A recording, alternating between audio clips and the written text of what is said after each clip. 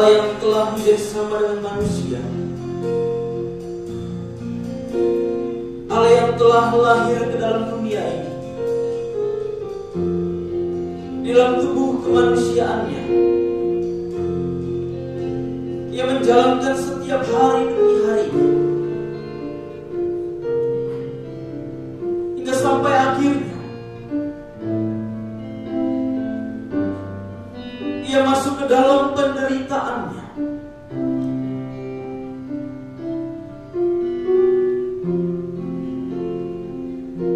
Ia disiksa, Ia dihina, Ia diludahi, Ia dipukuli, kepalanya disematkan mahkota duri.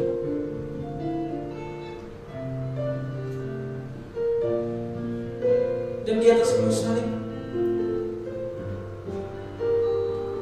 Ia berkata kepada Bapanya yang di surga, "Ya Bapa, ampunilah mereka, sebab mereka tidak tahu apa yang mereka perbuat."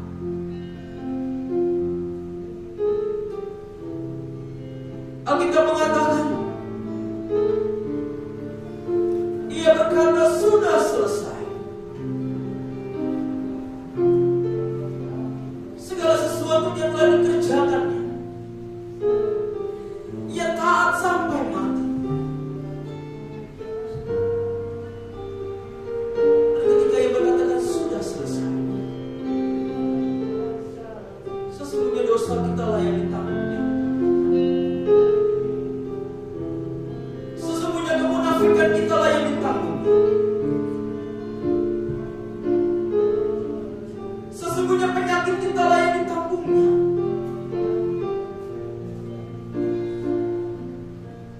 Sungguh adalah kemurahan Tuhan bagi kita semua. Jikalau kita ada di tempat ini hari ini, jikalau kita menyaksikan ibadah melalui live streaming,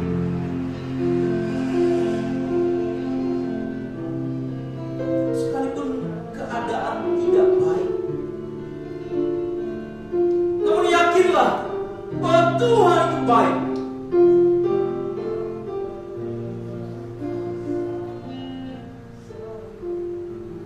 Dia adalah Allah yang sama,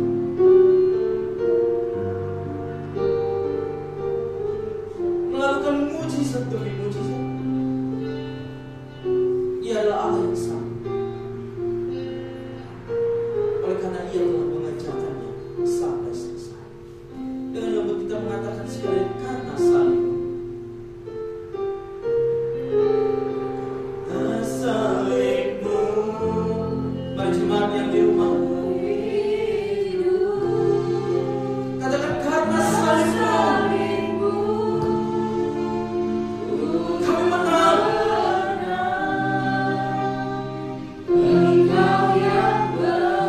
Karena Engkau Allah yang berkuasa, Allah yang sanggup untuk melakukan mujizat-mujizat itu.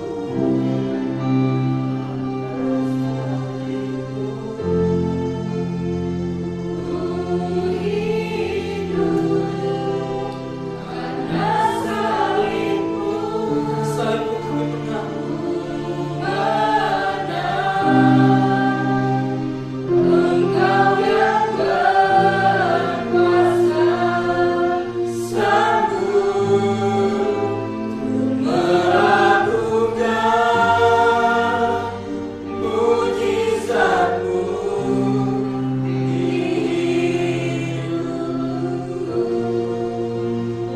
Bapa di sorga, kami bersyukur ya Tuhan, bersama dengan majelis dan pelayan yang ada di ruang gereja, bersama dengan jemaat-jemaat Tuhan yang menyaksikan melalui live streaming.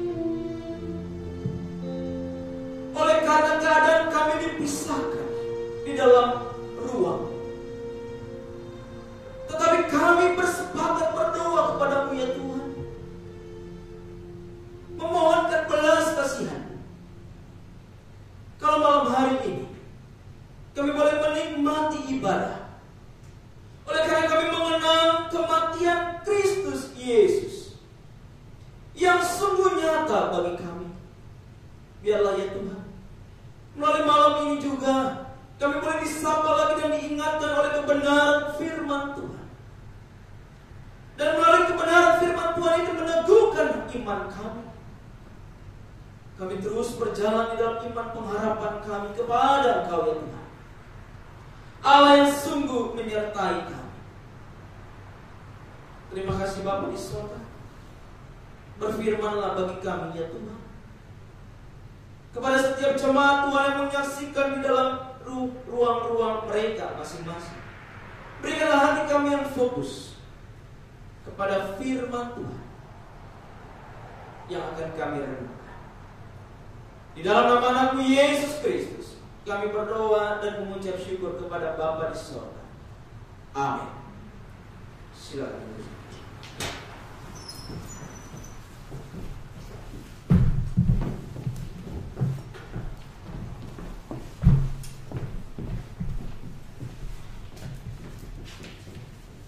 Shalom. Shalom jemaat Tuhan yang ada di rumah. Shalom jemaat Tuhan yang ada di ruang gereja. Shalom.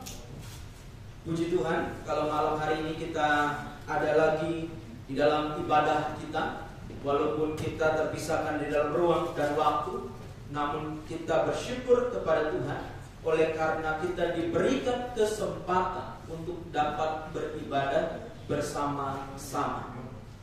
Saya berharap saudara boleh dapat mengikuti pemberitaan firman Tuhan dan ibadah ini dari rumah saudara masing-masing. Karena percayalah bahwa di dalam ibadah kita, hati kita yang Tuhan lihat, dan sikap kita di dalam peribadahan kita, mari kita sungguh-sungguh fokus kepada ibadah kita. Mari kita membuka Alkitab kita di dalam Ibrani pasalnya yang kedua. Ibrani pasalnya yang kedua, ayat yang kelima sampai dengan ayatnya yang ke-18. Sekali lagi, Ibrani pasalnya yang kedua, ayatnya yang kelima sampai dengan ayatnya yang ke-18.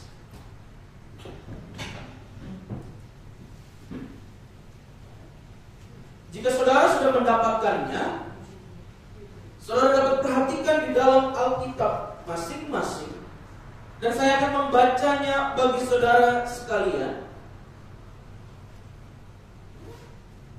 Lembaga Alkitab Indonesia memberikan judul Yesus seketika lebih rendah daripada malaikat-malaikat. Sebab bukan kepada malaikat-malaikat telah Ia taklukkan dunia yang akan datang, yang kita bicarakan ini. Ada orang yang pernah memberi kesaksian di dalam suatu nas, katanya, apakah manusia sehingga engkau mengingatnya, atau anak manusia sehingga engkau mengindahkannya? Namun engkau telah membuatnya untuk waktu yang singkat sedikit lebih rendah daripada malaikat-malaikat, dan telah memahkotainya dengan kemuliaan dan hormat. Segala sesuatu telah engkau taklukkan di bawah kakinya. Sebab dalam menaklukkan segala sesuatu kepadanya, tidak ada sesuatu pun yang Ia kecualikan, yang tidak takluk kepadanya. Tetapi sekarang ini belum kita lihat bahwa segala sesuatu telah ditaklukkan kepadanya. Tetapi Dia yang untuk waktu yang singkat dibuat sedikit lebih rendah daripada malaikat-malaikat, yaitu Yesus. Kita lihat, yang oleh karena penderitaan maut dimahkotai dengan kemuliaan dan hormat, supaya oleh kasih karunia Allah Ia mengalami maut bagi semua manusia. Sebab memang sesuai dengan keadaan Allah yang baginya dan olehnya segala sesuatu dijadikan, yaitu Allah yang membawa banyak orang-orang kepada kemuliaan, juga menyempurnakan Yesus yang memimpin mereka kepada keselamatan dengan penderitaan. Sebab Ia yang menguduskan dan mereka yang dikuduskan, mereka semua berasal dari satu. Itulah sebabnya Ia tidak malu menyebut mereka saudara. Katanya, aku akan memberitakan namamu kepada saudara-saudaraku dan memuji-muji engkau di tengah-tengah jemaat. Dan lagi, aku akan menaruh kepercayaan kepadanya. Dan lagi, sesungguhnya inilah aku dan anak-anak yang telah diberikan Allah kepadaku. Karena anak-anak itu adalah anak-anak dari darah dan daging, maka Ia juga menjadi sama dengan mereka, dan mereka bagian dalam keadaan dan mendapat bagian dalam keadaan mereka, supaya oleh kematiannya Ia memusnahkan dia, yaitu iblis yang berkuasa atas maut, dan supaya dengan jalan demikian Ia membebaskan mereka yang seumur hidupnya berada dalam perhambaan oleh karena takutnya kepada maut. Sebab sesungguhnya bukan malaikat-malaikat yang Ia kasihani, tetapi keturunan Abraham yang Ia kasihani. Itulah sebabnya maka dalam segala hal Ia harus disamakan dengan saudara-saudaranya, supaya Ia menjadi imam besar yang menaruh belas kasihan dan yang setia kepada Allah untuk mendamaikan dosa seluruh bangsa. Sebab oleh karena Ia sendiri telah menderita karena pencobaan, maka Ia dapat menolong mereka yang dicobai.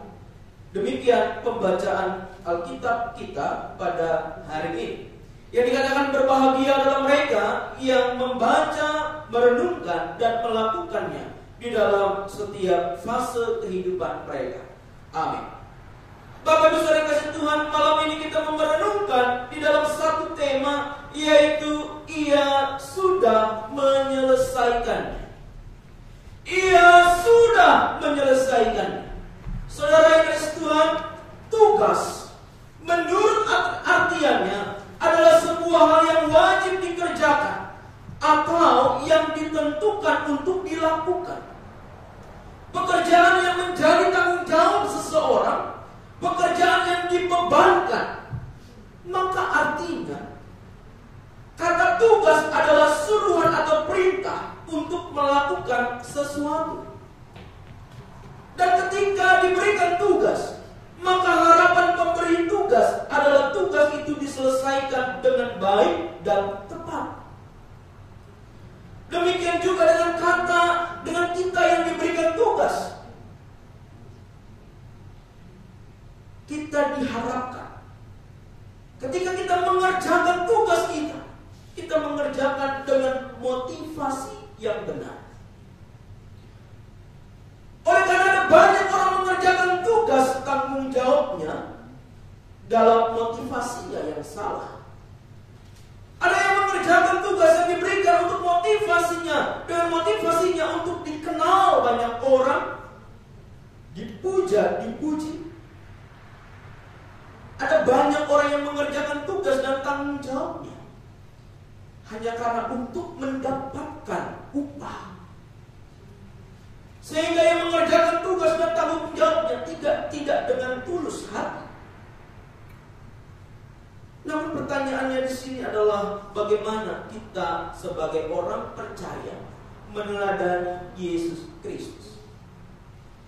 Alkitab mengatakan ketika Ia menjadi sama dengan manusia, Ia tidak menganggap kesetaraan dengan Allah itu harus dipertahankannya. Dan Ia turun menjadi sama dengan manusia, mengerjakan tugas daripada Allah Bapanya, yaitu yang menjadi domba sembelihan. Untuk apa? Untuk menebus dan menyelamatkan manusia. Manusia yang mana?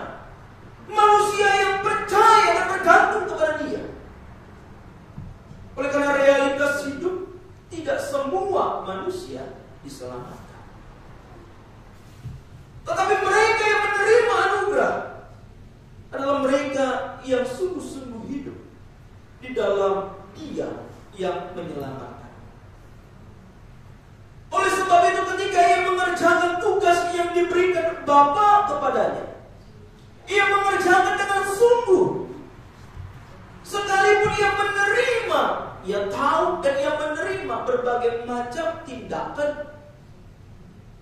Ia dihina, diolok, dicaci, ia dipukuli, ia dihujat,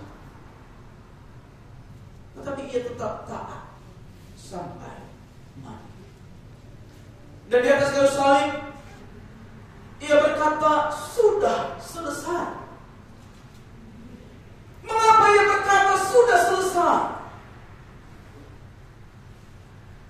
Oleh karena sekian fase kehidupannya, 33 tahun, ia datang ke dalam dunia ini. Ia menjadi sama dengan manusia. Ia tahu rasanya apa itu dan bagaimana umatnya.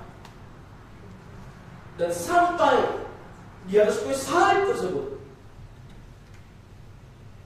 tubuhnya tercabik-cabik, darahnya tercurah, kepalanya dimahkotai bukan mahkota kemuliaan, melainkan mahkota duri. Darah mengalir, tubuh tercabik-cabik. Jika saudara kita merenungkannya, maka kita harus mengerti bahwa ia ada di atas sana bukan karena ia kekurangan kekuasaan, bukan karena ia tidak punya kuasa, tetapi karena ia ingin menyelesaikannya bagi saudara dan saya. Maka yang pertama, apa yang diselesaikannya? Yang pertama yang diselesaikan adalah penderitaan karena dosa manusia. Alkitab sungguh menyatakan bahwa sejak mulanya Allah yang mengerjakan karyanya bagi manusia yang diciptakannya, Allah tidak meninggalkan dan melepaskan manusia begitu saja dalam keadaan keterhilangan. Kejadian 1, kejadian 2, semuanya indah.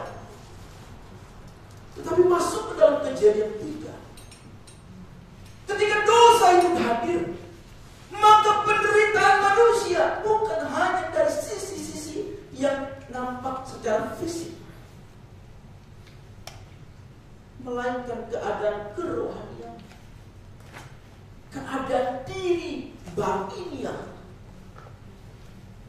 Yang kita mengatakan bahwa hari ke hari manusia ini berpikirnya adalah kejahatan, bukan kebaikan. Dan kita mengatakan bahwa bukan tangan Tuhan kurang panjang, bukan telinga Tuhan kurang mendengar, tetapi apa yang memisahkan kita dari Allah kita dengan Allah kita adalah segala dosa dan kejahatan kita. Dosa membuat hubungan manusia dengan Allah terputuskan. Maka penderitaan karena dosa manusia begitu sangat dalam ketika kita merenungkan. Bapak Ibu Saudara kasih Tuhan, penulis Ibrani mengatakan, sebab bukan bagi malaikat ia telah menaklukkan dunia yang akan datang yang kita bicarakan ini. Bukan kepada malaikat, tetapi kepada saudara dan saya, kepada manusia. Maka penulis Ibrani mengutip Mazmur 8 ayat 5 dan 6, di mana ayat ini menggambarkan penciptaan manusia yang begitu unik di mata Allah. Maka manusia memiliki derajat yang jauh lebih mulia dibandingkan dengan ciptaan Allah lainnya. Dan manusia diciptakan segambar dan serupa dengan Allah. Kita diciptakan segambar dan serupa dengan Allah. Namun keadaan segambar dan serupa dengan Allah itu menjadi rusak oleh karena keberdosaan manusia. Oleh karena keberdosaan manusia, keadaan itu menjadi carut marut. Bangsa bangkit melawan bangsa, anak melawan orang tua membenci anak, sakit, penyakit, kelaparan dan seterusnya. Keadaan dunia menjadi kacau, berawal dari kejatuhan manusia sampai hari ini. Maka Paulus berkata di dalam Roma pasal yang kelima ayat yang ke-12. Roma pasal yang kelima ayat yang ke-12. Di situ dikatakan, sebab itu sama seperti dosa telah masuk ke dalam dunia oleh satu orang, dan oleh dosa itu juga maut. Demikianlah maut itu telah menjalar kepada semua orang, karena semua orang telah berbuat dosa. Saudara perhatikan di dalam Roma 5 ayat yang ke-12. Demikian maut itu telah menjalar kepada semua orang, karena semua telah berbuat dosa. Artinya dosa dalam keadaan universal. Siapapun dia, apapun dia. Ada orang berkata bahwa saya tidak melakukan kejahatan. Ada orang berkata hidupku baik, aku sudah memberikan seluruh hartaku bagi pekerjaan-pekerjaan agama. Mungkin kita berkata bahwa di dalam kehidupan saya sungguh-sungguh taat. Hukum moral, hukum pemerintah, etika, semua saya pelajari. Tetapi saudara itu semua, Alkitab mengatakan bahwa semua orang telah berdosa. Tidak ada terkecuali siapapun dia. Oleh karena apa? Oleh karena sifat dosa itu sendiri adalah melawan Allah, memberontak kepada Allah, tidak berjalan berdasarkan apa yang Allah inginkan. Tidak ada hukum yang dapat membawa kita kepada jalan keselamatan.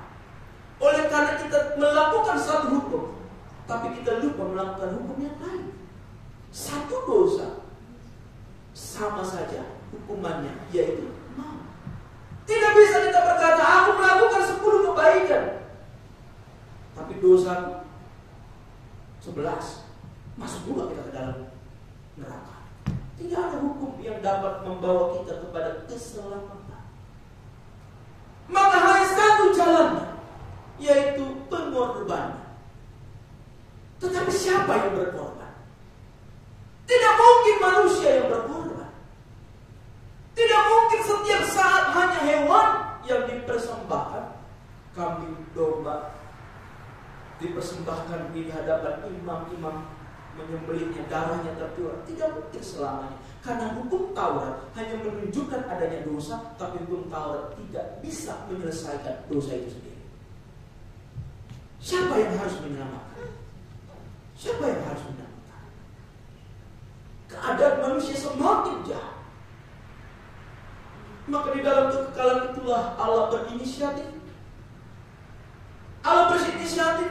Oleh karena begitu kasihnya kepada dunia ini, sehingga yang mengaruniakan, memberikan anaknya yang tunggal, supaya setiap orang yang percaya tidak binasa, melainkan beroleh hidup yang kekal. Kata anaknya yang tunggal itu berbicara tentang dirinya sendiri. Itu baca bahasa manusia, antropomorfisme.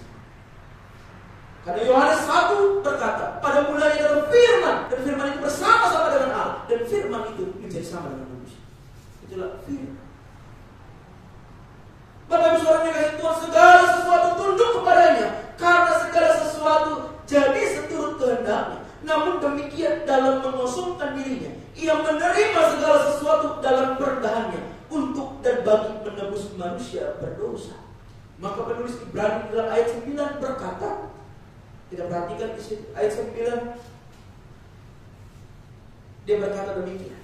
Tetapi dia yang untuk waktu yang singkat dibuat sedikit lebih rendah daripada malaikat-malaikat, yaitu Yesus.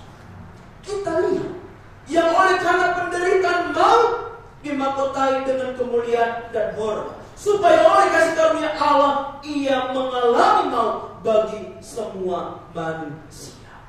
Ia mengalami maut bagi semua manusia. Ia Allah.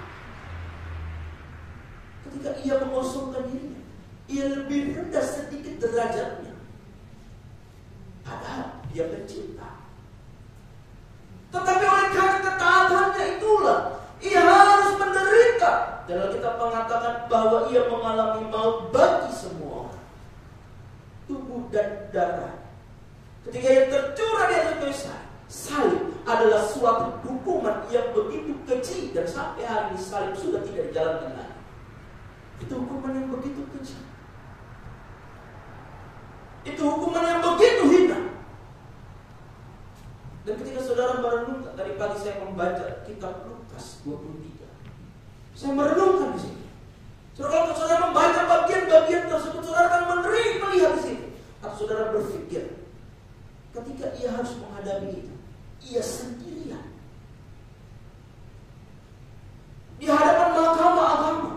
Ia dicela, ia ditolak, dipukuli. Mereka katakan bawa kepada Pilatus. Sampai di hadapan Pilatus katakan, aku tidak menemukan kesalahannya. Dibawa ke Herodes, dikembalikan kepada Pilatus, dan Pilatus katakan apa? Aku tidak menemukan kesalahannya, maka aku akan menyiksa, memukulnya, kemudian membebaskannya. Tapi saudara perhatikan di situ, keputusan Pilatus berubah oleh karena teriakan orang-orang yang ada di situ. Mereka berteriak, salibkan dia, salibkan dia. Hukum dia mati. Bebaskan Barabas. Bapak Ibu Saudara yang dikasihi Tuhan, dalam kesendirian,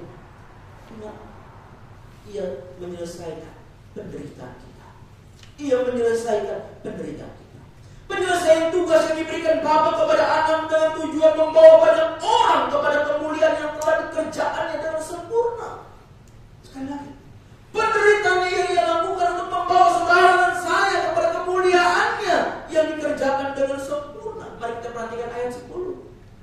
Apa yang dikatakan di sini? Apa yang dikatakan? Sebab memang sesuai dengan keadaan Allah yang baginya dan olehnya segala sesuatu dijadikan, yaitu Allah yang membawa banyak orang kepada kemuliaan, juga menyempurnakan Yesus yang memimpin mereka kepada keselamatan. Saudara perhatikan kalimat itu. Dikatakan bahwa Allah membawa banyak orang kepada kemuliaan, tetapi di dalam siapa? Di dalam Yesus yang memimpin mereka kepada keselamatan. Ini adalah rancangan Allah yang begitu besar. Ia ingin manusia, orang-orang dimuliakan, tetapi harus di dalam siapa? Maka di dalam Yesus itulah yang memimpin mereka kepada keselamatan dengan penderitaan. Bapak Ibu Saudara kasih Tuhan, dengan penderitaan. Maka sungguh sempurna karya Allah dalam Yesus yang telah menderita sengsara dan mati bagi keselamatan manusia berdosa. Segala sesuatu dikerjakan Allah dengan sempurna di dalam Yesus. Perhatikan di situ ada kata menyempurnakan.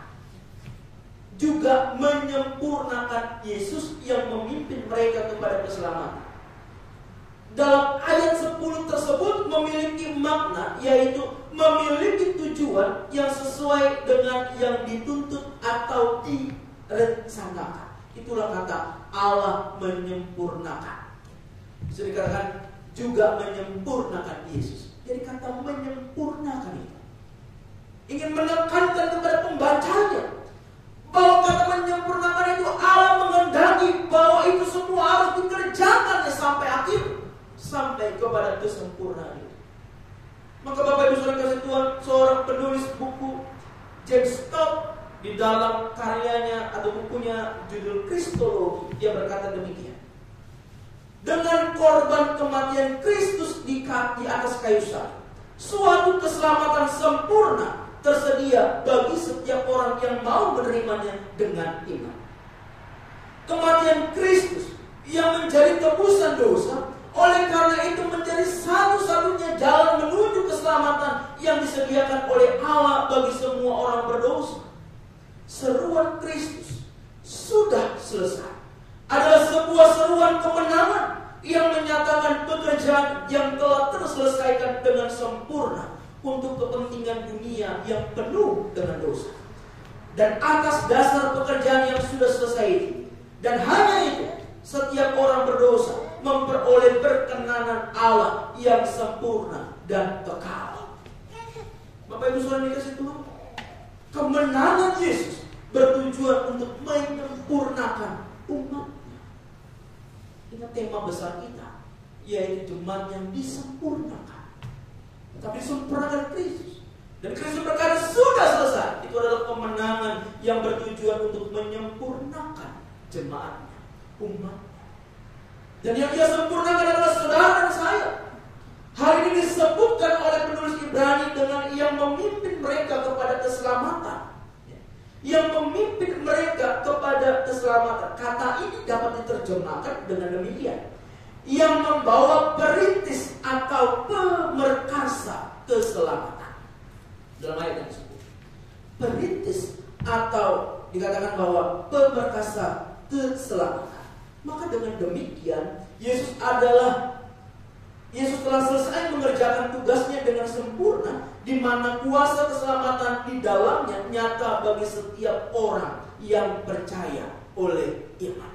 Maka yang pertama, Ia sudah menyelesaikannya. Ini berbicara tentang penderitaan dosa manusia, penderitaan yang saudara dan saya alami. Dosa yang begitu sangat mengikat, dosa yang begitu sangat menjerat. Ada orang berkata bahwa orang Kristen kok begitu enak ya, keselamatan anugerah, tidak ada andil bagian di situ. No, itu salah. Karena Dia menebus setiap dosa dan kesalahan kita, kita harus bertanggung jawab penuh di dalamnya. Di dalam apa? Di dalam keselamatan yang sudah diberikan kepada kita. Bapak Ibu Saudara kasih Tuhan, yang kedua, apa yang Ia sudah selesaikan? Yang kedua, yaitu kuasa maut akibat dosa. Kuasa maut akibat dosa. Di dalam ayat yang ke-14, di situ dikatakan demikian. Mari kita perhatikan ayat 14. Ayat 14 di situ dikatakan demikian: oleh kematiannya Ia memusnahkan dia, yaitu iblis, yang berkuasa atas maut. Oleh kematiannya Ia memusnahkan dia, yaitu iblis, yang berkuasa atas maut. Iblis terus berjuang menyeret jiwa manusia ke dalam siksa kekal bersama dengan dirinya sebagai hukuman bagi pemberontak. Namun sebelum akhir zaman, iblis terus bekerja, bahkan semakin nyata kerjanya. Iblis terus bekerja, bahkan semakin nyata kerjanya.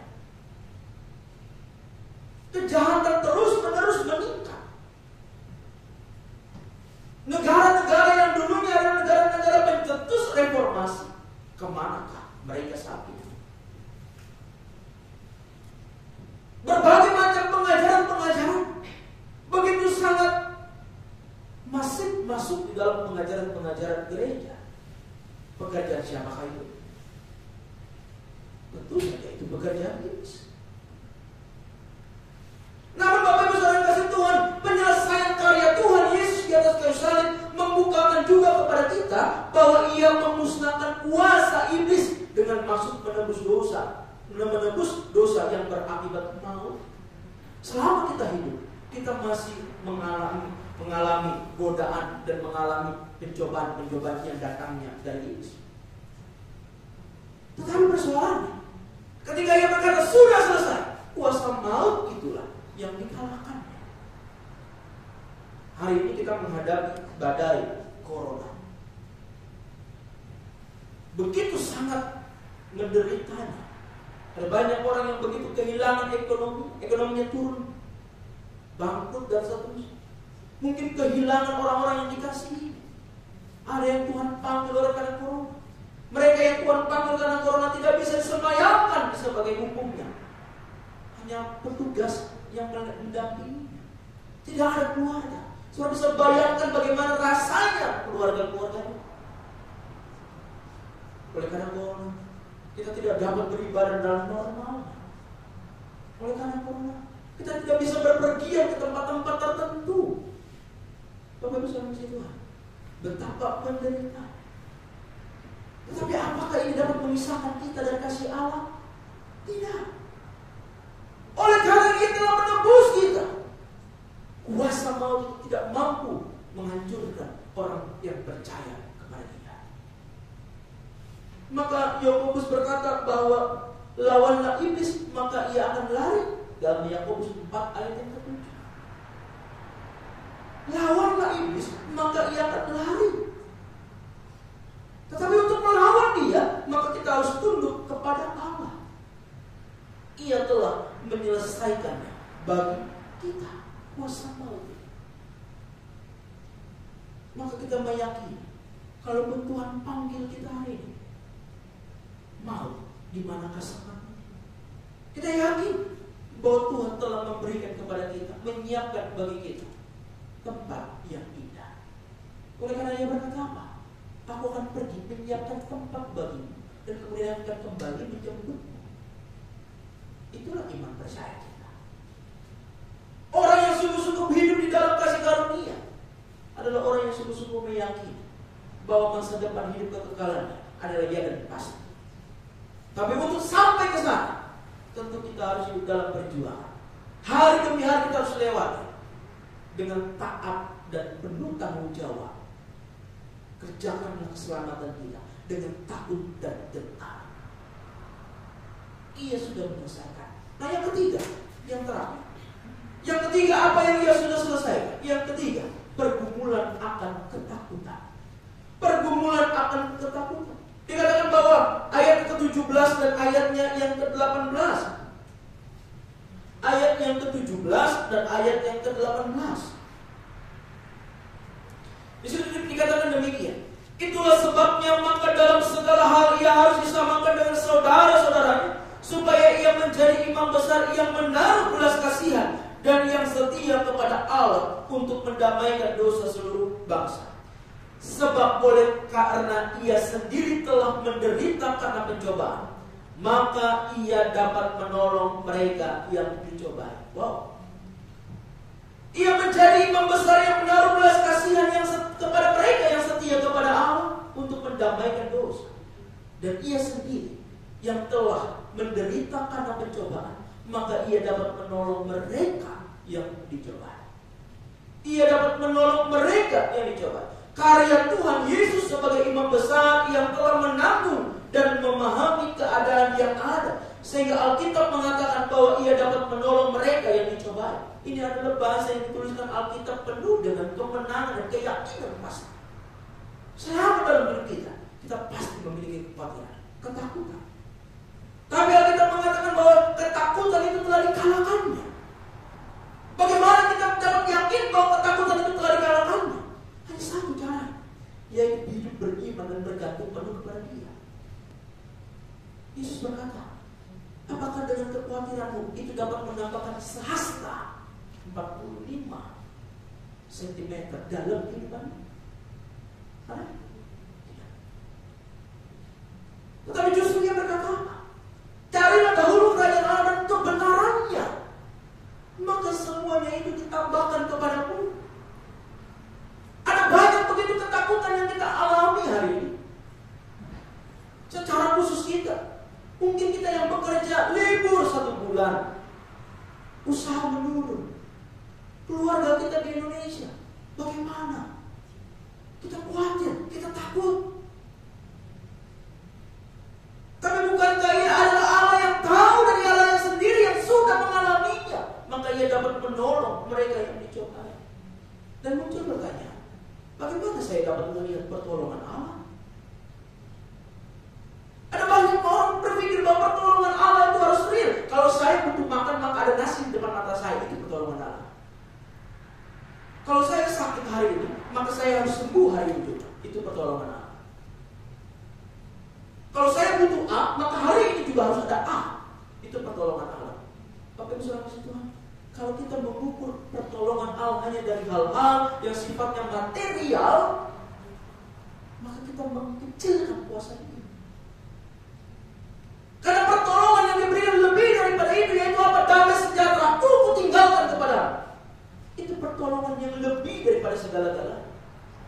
Tapi untuk menikmati damai sejahteranya yang dia berikan kepada kita, hanya mungkin dapat kita nikmati ketika kita bergantung kepada Dia. Di dalam apa? Di dalam iman. Badai corona, apakah itu memisahkan kita dari Allah? Paulus mengatakan, penderitaan kamu memisahkan kita, penganiayaan kamu memisahkan kita. memisahkan kita. Oleh karena iman itu ada di dalam diri kita. Sekalipun kita ibadah tidak bersama-sama, jemaat Tuhan ada di rumah sampai waktu yang belum ditentukan, tapi itu tidak boleh memisahkan kita dari Allah kita. Jangan kita berkata, ya gereja kan tidak ada ibadah dalam streaming, kemudian kita hanya menonton di situ seperti kita menonton reality show. Maaf, Anda salah. Seharusnya kita menikmati ibadah ini. Soalnya kasih Tuhan, jujur, sebelum ada ibadah ini, saya mengikuti ibadah online. Gangguan begitu banyak, dikit-dikit telepon masuk. Sampai saya jengkel, saya hapus itu messenger itu dari iPad saya. Jengkel saya. Ada begitu banyak gangguan. Dikit-dikit bunyi, dikit-dikit bikin datang. Susu. Apa ini? Bapak Ibu Saudara kasih Tuhan. Apakah itu memisahkan kita dari kasih Allah? Apakah itu memisahkan kita dari keseriusan kita hidup dalam ibadah? Tidak. Saya berjuang melawan itu. Pakai baju rapi, pakai jas kan? Bayangkan, jam 12 malam pakai jas. Di Indonesia kan jam 10 malam. Ibadah mulai jam terakhir itu jam 8 malam. Berarti di sini jam 10 malam. Pakai celana bahan, pakai jas, tengah malam. Ngapain coba? Tapi saya berusaha ibadah. Saya mau rasakan apa yang sebenarnya rasanya ibadah online ini. Begitu persembahan Indonesia kami ya, transfer. Saya langsung transfer online. Saya transfer ke rekening gereja tersebut. Begitu rasanya ibadah. Tapi itu semua tidak akan berjalan kalau kita tidak punya komitmen di dalam Tuhan. Itu semua tidak akan bisa berjalan kalau kita hanya menganggap itu sebuah reality show. Sama kayak kita menonton ibadah-ibadah konser-konser yang ada. Bapak Ibu Saudara kasih Tuhan, apakah ini memisahkan kita dari salah? Tidak boleh. Damai sejatanya ditinggalkannya di dalam kehidupan. Ia mengatakan sudah selesai. Ketakutan telah dikalahkan. Maka kita berseru kepada Tuhan, Tuhan kasihanilah kami. Tuhan tolonglah kami. Tolonglah bangsa-bangsa. Setiap malam kalau saudara ikuti di yang saya bagikan di YPPI Batu, setiap malam berdoa. Melalui live stream, kita berdoa di situ. Doakan bangsa-bangsa, termasuk di Jepang juga didoakan, G3 didoakan. Kita berkumpul bersama-sama, tapi tidak boleh ketakutan itu membuat kita jauh dari Tuhan. Aku takut corona, Anda mau ibadah lah. Jangan-jangan begitu pencet itu ada corona. Apa coba itu kan? Mari kita belajar Bapak Ibu Saudara Tuhan. 3 hal yang dia lakukan ketika ia berkata sudah selesai. Yang pertama yang tadi kita sudah bahas, bahwa ia menyelesaikan penderitaan karena dosa. Yang kedua yang kita telah dengarkan, yaitu ia telah menyelesaikan kuasa maut akibat daripada dosa. Yang ketiga, ia telah menang atas pergumulan, yaitu ketakutan kita. Ia telah mengalahkan. Ia memberikan damai sejahtera kepada kita. Mari kita terus bergantung kepada Tuhan. Mari kita terus bergumul kepada Tuhan. Mari kita terus menyerahkan diri kita kepada Tuhan. Malam ini kita memperingati Jumat Agung. Malam ini kita memperingati Jumat Agung. Jemaat Tuhan yang ada di rumah, ingat malam ini kita memperingati Jumat Agung. Apa artinya Jumat Agung? Bukan kita mengagungkan suatu hari, tetapi kita mengenang karya kematian yang di atas kayu salib. Ia yang telah mati, dan kematiannya adalah nyata, real, yang sungguh dicatatkan di dalam sejarah. Dan ia berkata sudah selesai. Mari kita bawa kepada Tuhan setiap doa-doa kita. Saya undang pemain musik untuk maju ke depan.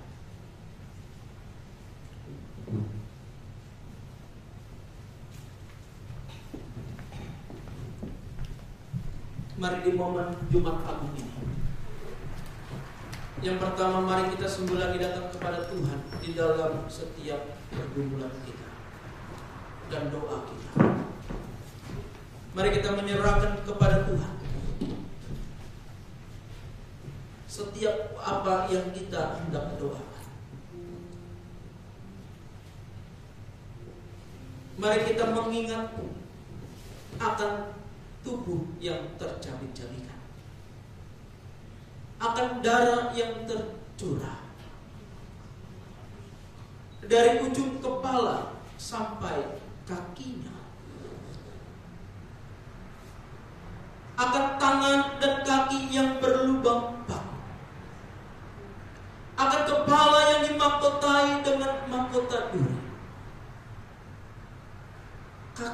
yang terpakukan,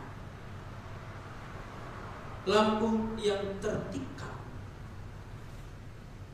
bagi setiap saudara dan saya.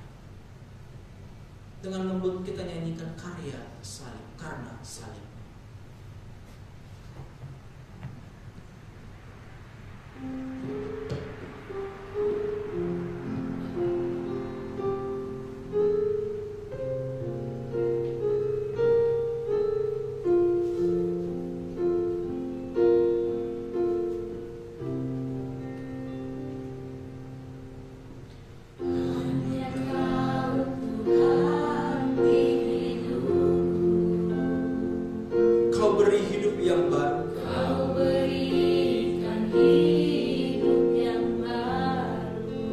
Darahmu